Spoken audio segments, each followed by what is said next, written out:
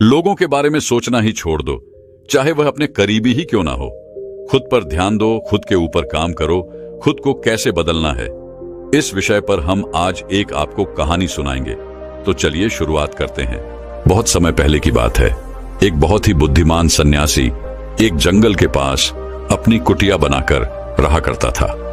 जो भी उनके पास अपनी समस्या लेकर आता, वह बहुत ही बुद्धिमानी से उसकी समस्या का समाधान निकाल देते। एक दिन वह वहीं पास के ही एक गांव में भिक्षाटन के लिए गए। जब वो भिक्षा मांगकर वापस लौट रहे थे, तो रास्ते में उन्हें एक युवा व्यक्ति ने रोक लिया और कहा, मैंने सुना है कि आप किसी भी समस्या को बड़ी बुद्धिमानी से सुलझा देते हैं। हालांकि मुझे तो ज्यादा विश्वास नहीं कि आप मेरी इस जटिल समस्या को सुलझा पाएंगे, लेकिन मैंने लोगों से आपकी बुद्धिमानी के बहुत से किस्से सुन रखे हैं।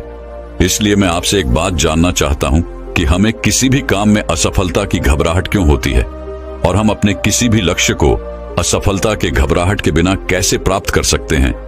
युवा व्यक्ति का यह प्रश्न सुन बौद्ध सन्यासी मुस्कुराए और बोले, मैं तुम्हारे इस प्रश्न का उत्तर जरूर दूंगा, और उसके बाद से तुम्हारी सारी घबराहट भी खत्म हो जाएगी। लेकिन उससे पहले तुम्हें मेरे साथ मेरी कुटिया तक चलना होगा। वह युवा लड़का उस सन्यासी की बुद्धिमत्ता को परखना चाहता था, इसीलिए वह कुटिया तक जाने के लिए तैयार हो गया। इसके बाद वह बौद्ध सन्यासी उस लड़के को अपने जंगल के पास बनी कुटिया में लेकर आए, लेकिन तब तक शाम हो चुकी थी, इसीलिए वह भोजन करके सो गए। अगले दिन जब वह उठे, तो बुद्धिमान सन्यासी ने उस लड़के से कहा, चलो आज मैं तुम्हें जंगल की सैर करा के लाता हूं। और वह दोनों जंगल की तरफ निकल पड़े।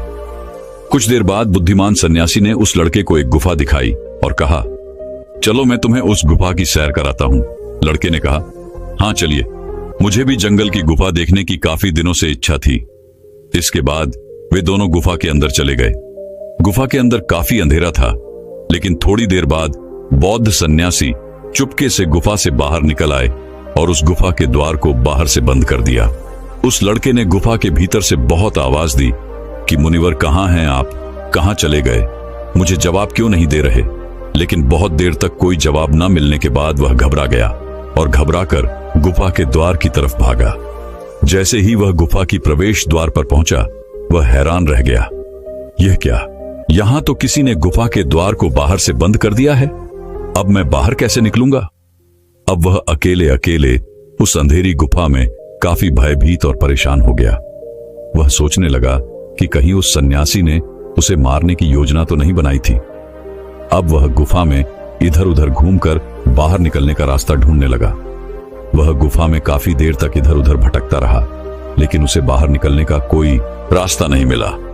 अब उसे जोरों की प्यास और भूख भी लग रही थी, इसीलिए वह शांत होकर एक जगह बैठ गया। तभी उसे एक सुरंग से सूर्य की रोशनी आती हुई दिखाई दी, और उस रोशनी आने वाली सुरंग तक पहुंचना बहुत ही कठिन था, क्योंकि चारों तरफ बस अंधेरा ही अंधेरा था, और वह सुरंग भी काफी ऊंचाई पर थी। पर फिर भी वह तुरंत उठा और अपनी सारी भूख प्यास को भूलकर अपना सारा ध्यान उस गुफा से बाहर निकलने पर लगा दिया। काफी मेहनत और प्रयास करने के बाद वह उस सूर्य की रोशनी आने वाली सुरंग तक पहुंच गया, और कुछ दूर तक उस सुरंग में ही ऊपर चढ़ता गया। तभी अचानक उसे वह सन्यासी हाथ आगे बढ़ाता हुआ दिखाई दिया। वह लड़का झट से उस सन्यासी का हाथ पकड़कर बाहर आ गया, और बाहर निकलते ही उस सन्यासी को गुस्से से चिल्लाकर कहा, मुनिवर आप पागल हो गए हैं। आप मुझे अंधेरी गुफा में अकेले छोड़कर आ गए। आपको पता है मैं कितना भयभीत हो गया था और मुझे कितने जोरों की प्यास लगी है। उस सन्यासी ने मुस्कुराते हुए उसे पानी दिया और कहा, अब मेरी बातों को ध्यान से सुनना। तुम इस गुफा के बाहर सिर्फ 2 कारणों की वजह से निकल पाए, जिसने तुम्हें इस गुफा से बाहर निकलने के लिए मजबूर किया। पहला कारण, क्योंकि तुम्हें जोरों की प्यास और भूख लगी थी, और दूसरा कारण, तुम्हें वहां घुटन महसूस हो रही थी, क्योंकि तुम्हें मित्रों और परिवार वालों के साथ रहने की आदत पड़ चुकी है। अब मैं तुम्हें 2 मुख्य कारण बताता हूं, जिसकी वजह से तुम इस गुफा से बाहर निकल पाए। पहला कारण, क्योंकि तुम्हारे साथ वहां यह कहने के लिए लोग नहीं थे कि इतने अंधेरे में इतनी ऊंचाई पर तुम उस सुरंग तक कैसे पहुंच पाओगे, यह तो असंभव है। और दूसरा कारण, वहां यह कहने के लिए भी लोग नहीं थे कि चलो कोई दूसरा रास्ता देखते हैं, इससे भी आसान रास्ता मिल जाएगा और हम बहुत आसानी से इसको फिर से बाहर निकल जाएंगे। सफलता प्राप्त करने का नियम भी कुछ ऐसा ही है। ये तो मैंने तुम्हें सफलता कैसे प्राप्त करी इसकी एक छोटी सी दुनिया बनाकर दिखाई है, और वास्तविक दुनिया इससे कहीं अधिक जटिल होती है। वहां हमें सलाह देने के लिए बहुत से फालतू लोग मिल जाते हैं जो खुद तो कुछ कर नहीं पाए, लेकिन हमें ज्ञान देंगे कि यह मत करो, यह बहुत कठिन है, यह तुमसे ना हो पाएगा, इससे अच्छा तो तुम वह काम कर लो, उसमें तुम्हें निश्चित रूप से सफलता मिल जाएगी। और ऐसे ही वह हमारे दिमाग को भटका कर चले जाते हैं और हमें खुद पर संदेह होने लगता है। सफलता ना मिलने का एक बड़ा कारण यह भी है कि सफलता प्राप्त करने की प्रक्रिया बहुत लंबी होती है, और यहां जब हमारा मन घंटों घंटों में बदल जाता है तो फिर लक्ष्य प्राप्ति के महीनों और सालों के प्रयास में ही हमारा मन क्यों नहीं बदलेगा। हमारा मन बदल ही जाता है और हम उस रास्ते को छोड़कर अलग अलग राष्ट्रीय अपनाने लगते हैं। गौतम बुद्ध अक्सर अपने शिष्यों से कहा करते थे कि परेशानियां हमें तभी दिखती हैं जब हमारा ध्यान हमारे लक्ष्य पर नहीं होता, और यह बात 100% सही है।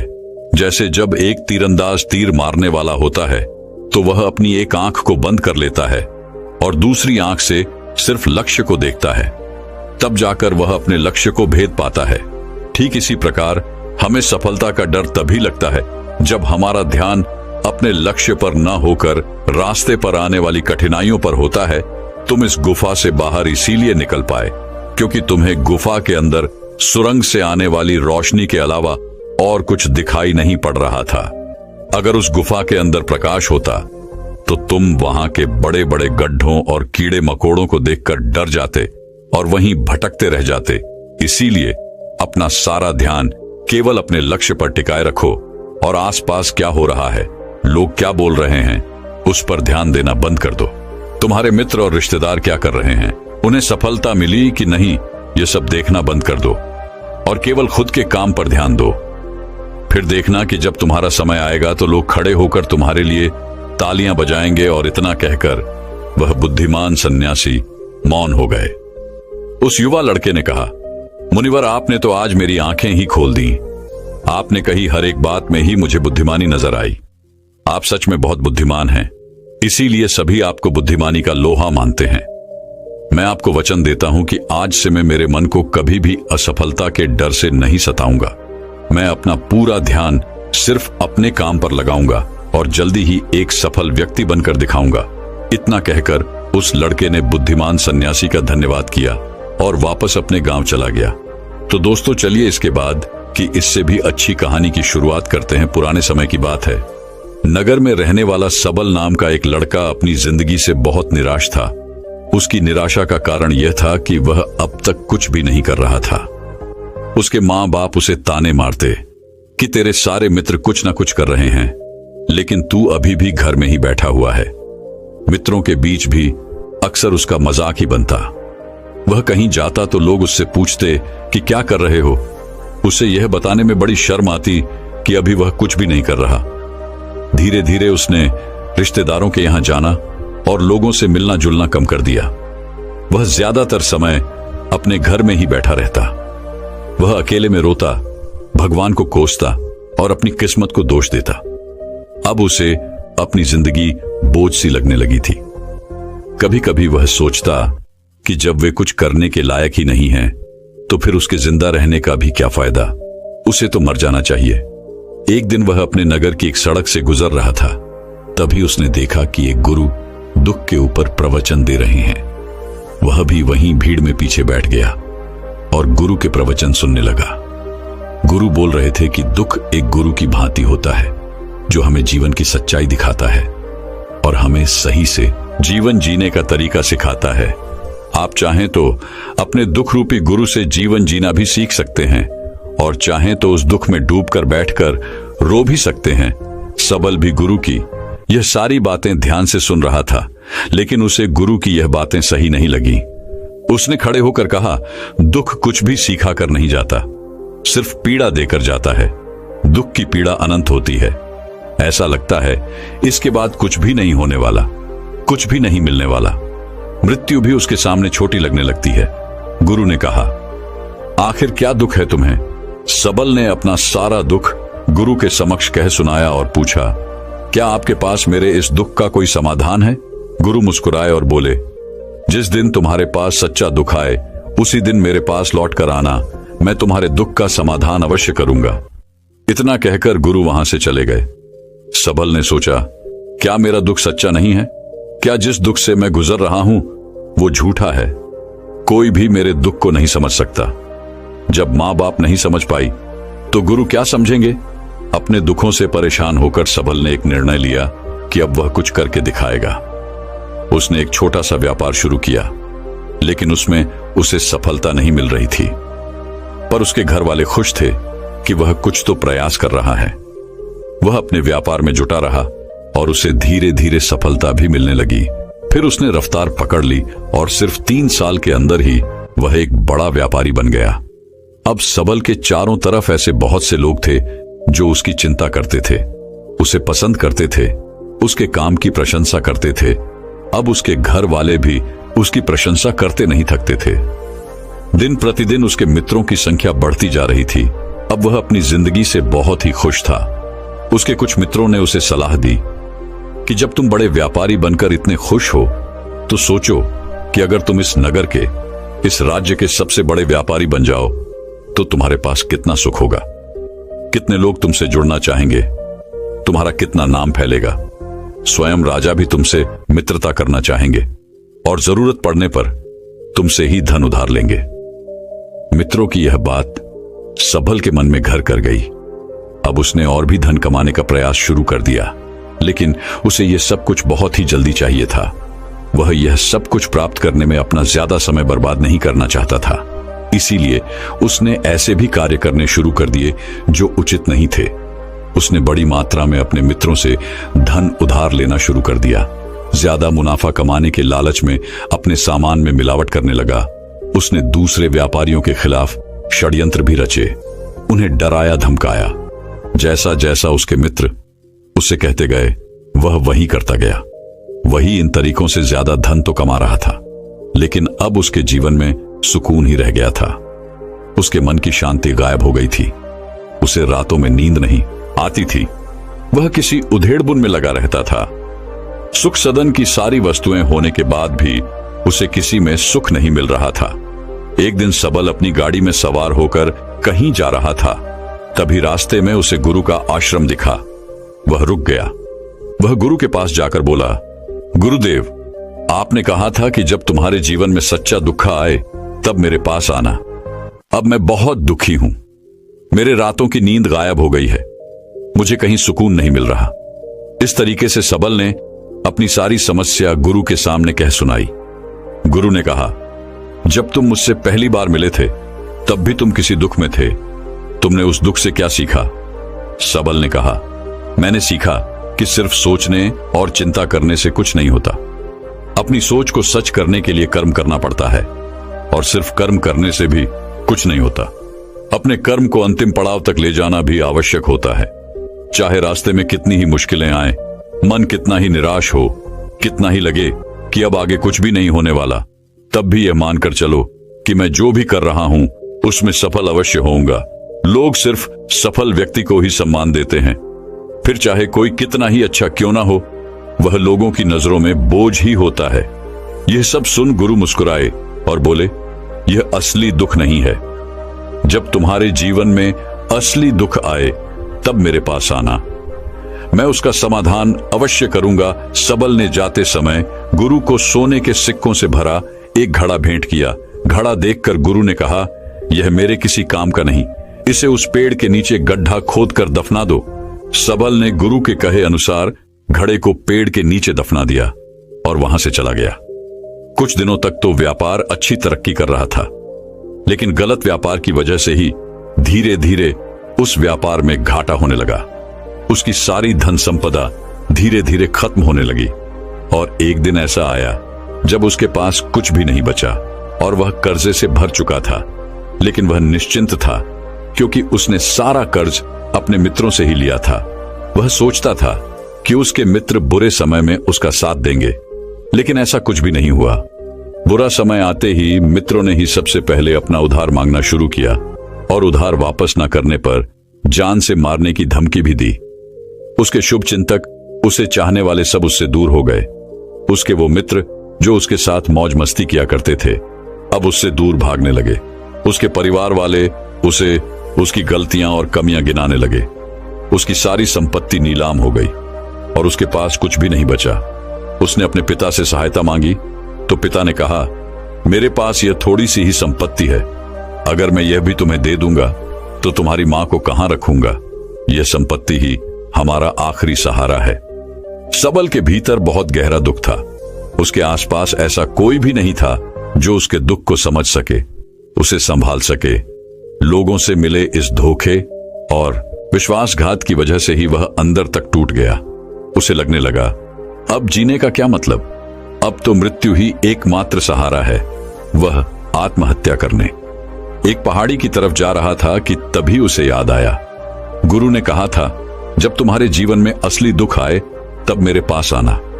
सबल गुरु के पास गया और अपना सारा दुख कह सुनाया। वह आंखों में आंसू भरकर बोला, मेरे इस दुख का समाधान कीजिए गुरुदेव।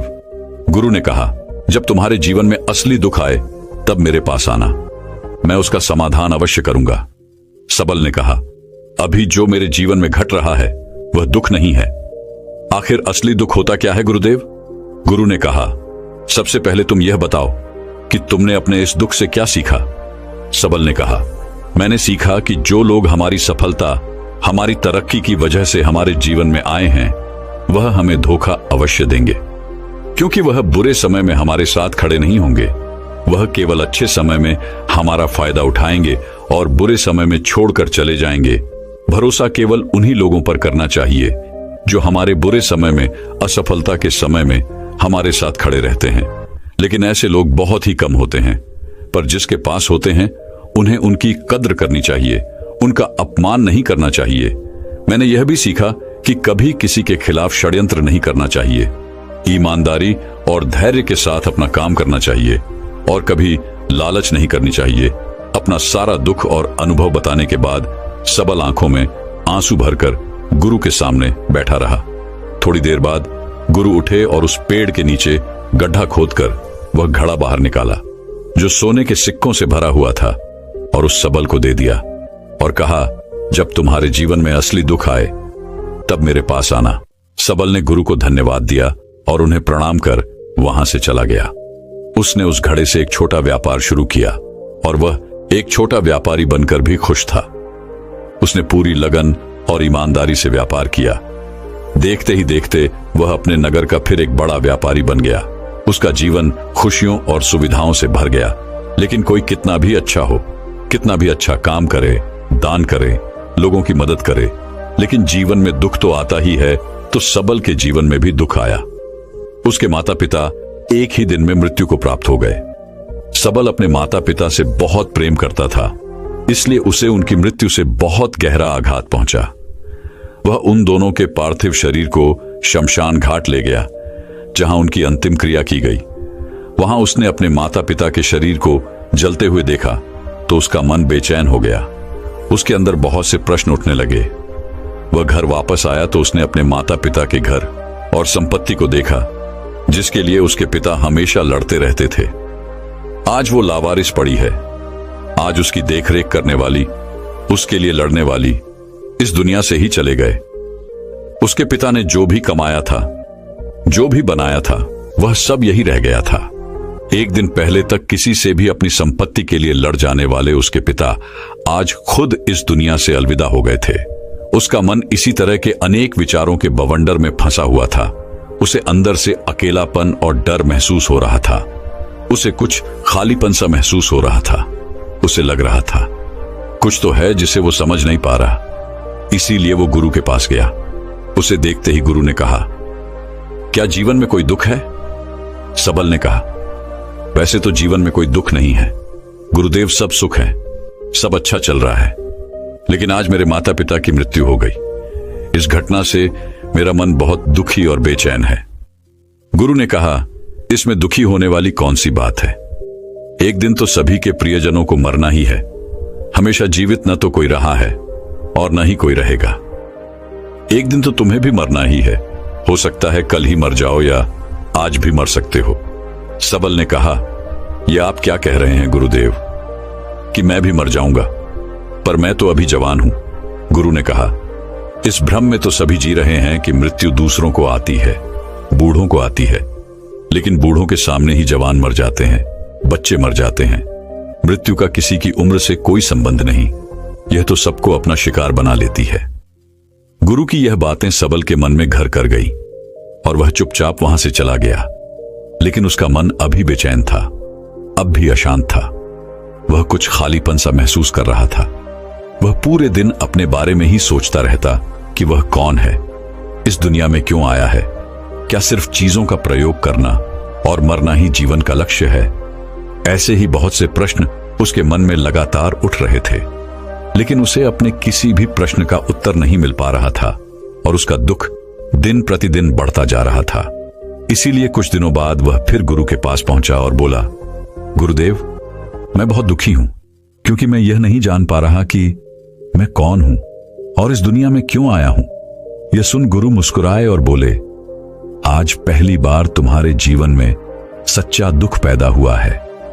वास्तव में यही है जो दुख कहलाने के लायक है कि हमें पता नहीं कि हम कौन हैं, क्यों आए हैं, क्या करना है, कैसे करना है। सबल ने कहा, गुरुदेव, मेरे इस दुख का समाधान कीजिए। गुरु ने कहा, हम सभी इंसान जीवन भर क्या इकट्ठा करते रहते हैं। सबल ने कहा, हम सभी इंसान जीवन भर धन, संपत्ति, मान सम्मान, परिवार, मित्र, पद प्रतिष्ठा इत्यादि इकट्ठा करते रहते हैं। गुरु ने कहा, क्या इन इकट्ठा की हुई सभी चीजों में से एक भी चीज हम अपने साथ ले जा सकते हैं। सबल ने कहा, नहीं गुरुदेव, इनमें से कुछ भी साथ नहीं जाता। मेरे माता पिता के साथ भी कुछ नहीं गया, सब तो यही छूट गया, घर, परिवार, संपत्ति, सब कुछ। गुरु ने कहा, अब मेरी बातों को ध्यान से सुनना। इस दुनिया में हमें जो इकट्ठा करना चाहिए वो तो हम कभी इकट्ठा करते ही नहीं। चीजें हमारे सामने ही होती हैं, लेकिन हम उन्हें देखने का प्रयास ही नहीं करते। इस दुनिया में हमें जिस चीज को इकट्ठा करना है वह हम खुद हैं। हमें खुद को ही इकट्ठा करना है ताकि जब मृत्यु हो तो हम एक हो सके और स्वयं को पहचान सके। हम भीतर से बटे हुए हैं, प्रेम में, नफरत में, क्रोध में, जलन में, क्रूरता में, धन में, संपत्ति में, पद में, प्रतिष्ठा में, मान में, पहचान में, धर्म में, जाति में। ऐसे ही सैकड़ों हजारों चीजों और वासनाओं में हम बटे हुए हैं। हम टुकड़ों में जीवन जी रहे हैं। इस बंटवारे की वजह से हमारी चेतना कभी एक नहीं हो पाती। हमारी चेतना शक्ति बिखर गई है, इसलिए हमारे पास इतना भी समय नहीं है, इतनी भी ऊर्जा नहीं है कि हम मुड़कर एक बार अपने भीतर देख सकें। वास्तव में जिस धन की कमी, सुविधाओं की कमी, मान सम्मान की कमी को लोग दुख समझते हैं और जीवन भर उसे दुख दुख बोलकर रोते रहते हैं और उनका समाधान खोजने का प्रयास करते रहते हैं, उन्हें उसका समाधान कभी मिलेगा ही नहीं, क्योंकि जिन्हें लोग दुख कहते हैं वो असली दुख है ही नहीं। वो तो सिर्फ इंसान की चाहत है, उसकी इच्छा है, जिसकी पूर्ति कभी नहीं की जा सकती। इसीलिए यहां व्यक्ति को ऐसे दुखों का कभी समाधान मिला ही नहीं। इसीलिए इन सब के ऊपर अगर अपने दुखों का परम समाधान चाहिए तो सबसे पहले अपने आप को इकट्ठा करो, अपनी ऊर्जा को इस संसार से वापस खींचो और एकत्रित करो। अपने ऊपर ध्यान दो, खुद पर ध्यान लगाओ। मृत्यु से पहले ही अपने आप को पहचान लो, ऐसे ही बिखरे हुए मत चलो। सबल ने कहा, तो क्या गुरुदेव, हमें यह संसार छोड़ देना चाहिए, अपनी सभी इच्छाओं को मार देना चाहिए, किसी से प्रेम नहीं करना चाहिए, धन संपत्ति नहीं इकट्ठा करनी चाहिए, मान सम्मान की आशा छोड़ देनी चाहिए? गुरु ने कहा, एक बिखरे हुए मनुष्य के अंदर से कामनाएं, इच्छाएं और वासनाएं ऐसे ही निकलती हैं जैसे पहाड़ से कोई पत्थर गिर रहा हो, जिस पर पहाड़ का कोई नियंत्रण नहीं है, सिवाय देखने, परेशान होने और कुछ होने के। इसी प्रकार एक बिखरे हुए मनुष्य की इच्छाएं अनियंत्रित और दुखदायी होती है। उसका अनियंत्रित मन कुछ भी इच्छाएं और कल्पनाएं करता रहता है और दुखी होता रहता है। लेकिन जब व्यक्ति एकत्रित हो जाता है तो वह जो भी करता है सब उसके नियंत्रण में रहता है, तब इच्छाएं भी उसकी इच्छा से निकलती हैं। सबल ने कहा, गुरुदेव, आपने मेरे सच्चे दुख का समाधान कर दिया। आपका बहुत बहुत धन्यवाद। आज से मैं खुद को एकत्रित करने का प्रयास करूंगा। गुरु ने कहा, मानो शरीर में बहुत ऊर्जा है, बहुत शक्ति है और यह बेकार के कामों में भटक रह गई है, पृथ्वी की चीजों में लगी रहती है। यह ऐसा ही है जैसे कि एक अत्यंत शक्तिशाली मशीन किसी बच्चे के हाथों में दे दी गई हो और वह बिना सोचे समझे, बिना किसी नियंत्रण और जानकारी के बस इसकी शक्ति को कहीं भी बर्बाद कर रहा हो। इसीलिए अपने चेतना की शक्ति पर ध्यान दो और इसे एकत्रित करो। सबल को अपने प्रश्नों का उत्तर मिल चुका था। उसने गुरु का धन्यवाद किया और चुपचाप वहां से चला गया। दोस्तों, मैं उम्मीद करता हूं कि यह कहानी सुनने से आपके जीवन में अच्छे बदलाव आए होंगे। आपको इस वीडियो से क्या सीखने मिला, ये कमेंट करके जरूर बताएं और अपने परिवार, दोस्तों या आपके करीबी इंसान के साथ ये कहानी शेयर करके उन्हें भी इस ज्ञान से परिचित करवाएं। बाकी अगर आपको ये वीडियो दिल से अच्छी लगी हो तभी इस वीडियो को लाइक कर देना, और आपने अब तक इस चैनल को सब्सक्राइब ना किया हो तो चैनल को सब्सक्राइब भी जरूर कर देना। आपका हर दिन शुभ हो और खुशियों से आपका जीवन भरा रहे। धन्यवाद। नमो बुद्धाय।